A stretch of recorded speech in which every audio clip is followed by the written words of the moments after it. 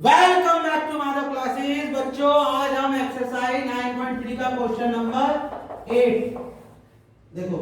If the non parallel sides of the trapezium are equal. Trapezium पता है आपको trapezium कैसा होता है? हिंदी बोलते थे समलंब। देखो ऐसा होता है ट्रेपीजियम।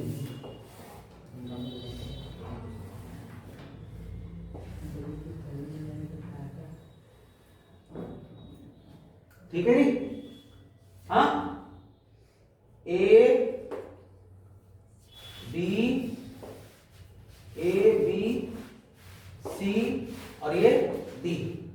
तो ये तो दो साइड कैसी होती है? पैरेलल। और ये कैसी होती है? अनपैरेलल। ये कह रहा नॉन पैरेलल। तो कह रहा नॉन पैरेलल साइड जो है इसकी, ये वाली क्या दे रखी है? इक्वल दे रखी है। ठीक है जी, ये दे रखा है क्वेश्चन में। तो कह रहा है प्रूव करो कि ये साइक्लिकल है। साइक्लिक है। साइक्लिक का मतलब इसका ये वाला एंगल और इस वाले एंगल का अगर सम 180 आ जाए तो हम क्या कहते हैं? ये क्या? साइक्लिक। ये प्रूव करना है। तो अब जरा सुनो सॉल्यूशन। पहले गिवन में क्या दिया? ए बी बराबर डी सी। ठीक है जी। और क्या दिया? A B C D is a trapezium. ये बोला है। ठीक है जी। अब जरा सुनो सॉल्यूशन में क्या करेंगे, इधर देख लो भाई। हम क्या करेंगे? सबसे पहले इसमें एक लाइन ड्रॉ करेंगे। ऐसे करेंगे, देखो। ठीक है जी। इसका नाम दे दो ई। तो कहेंगे ड्रॉ लाइन डी ई, है ना? पैरेलल टू किसके पैरेलल? ए बी के पैरेलल। ठीक है जी। अब क्या करेंगे? अब कहेंगे हम ए बी ई डी। ये क्या है? ये वाली साइड इसके क्या है? पैरेलल भी है और इक्वल भी है। क्यों? कैसा बन गया ये? जब ये वाली देखो, ये वाली साइड इसके बराबर आ गई और ये वाली साइड इसके बराबर। ये पता क्या बन गया? पैरेललोग्राम, है ना? तो अब जरा देखो, कहेंगे A B D is a parallelogram. ठीक है जी। क्यों? क्यों है जी? ए डी बराबर हो गई किसके? बी। क्यों लिखेंगे? Opposite sides are equal. Opposite sides are equal. और दूसरा पॉइंट क्या कहेंगे? D A B angle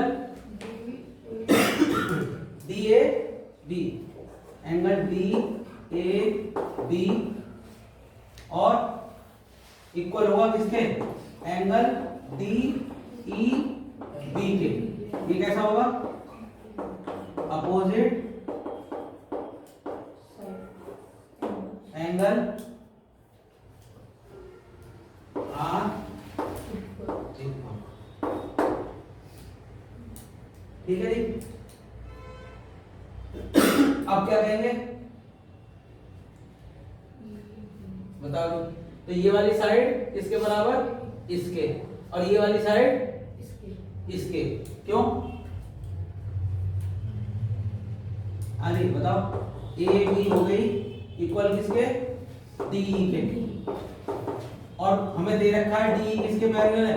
D बराबर है डी बराबर है नहीं, ए भी बराबर है उसके डी के, और ए भी बराबर दी थी डी सी के। तो ये फर्स्ट थी और ये सेकंड। तो कहेंगे from first and second D बराबर हो गए किसके? डी सी के। ये वाली साइड इसके बराबर हो गई। ये वाली साइड इसके बराबर। जब मैंने एक बताया था कल कि जब ये वाली साइड इसके बराबर हो तो ये वाला एंगल इसके बराबर होता है। Therefore angle D E C बराबर होगा DCE के। क्यों? Opposite angles are equal because opposite sides are equal. ठीक है जी। अब एक बात सुनो जरा, अब आगे क्या होगा देखो, ये एंगल DEB कौन सा, ये वाला, प्लस एंगल DEC बराबर क्या होगा 180 डिग्री। देखो ये वाला एंगल पहले समझते रहो, DEC बराबर क्या हो गया, लीनियर पेयर है ना, लीनियर पेयर है। अब एक बात जरा देखो, DEB इधर देखना जरा, DEB कहीं लिखा हुआ है, देखो लिखा, मतलब ये किसके बराबर है, इसके। तो अगर मैं इसकी जगह ये लिख दूं तो कोई प्रॉब्लम? तो एंगल DAB प्लस DEC, देखो एंगल DEC इसके बराबर किसके, DEC किसके बराबर है, DCE के।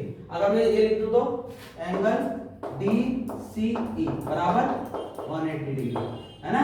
बोल देंगे, कैसे कहेंगे इसको, कहेंगे यहां से पीछे से दे रखा है, चाहो तो इसको इक्वेशन भी कह सकते थे, इसको फर्स्ट कह देते और इसको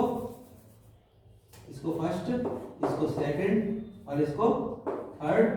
तो यहाँ सेकंड हो जाता और ये थर्ड हो जाता और ये फोर्थ। तो यहाँ कह देंगे फ्रॉम फर्स्ट एंड फोर्थ। कहां से आया, फ्रॉम फर्स्ट से ही हुआ और ये फोर्थ से आया। और अभी तो बताएंगे तो टीचर को कैसे हो गया। अब जरा देखो DAB, ये वाला एंगल, ये DAB है तो DAB, और एक एंगल कौन सा, DCE, ये वाला एंगल। जब ये दोनों मैंने बोला था 180 हो जाएंगे, तभी क्या हो जाएगा वो, साइक्लिक। बस हो गया। अब लिख देंगे इसको, बिकॉज क्योंकि a pair of opposite angle of quadrilateral ABCD is 180.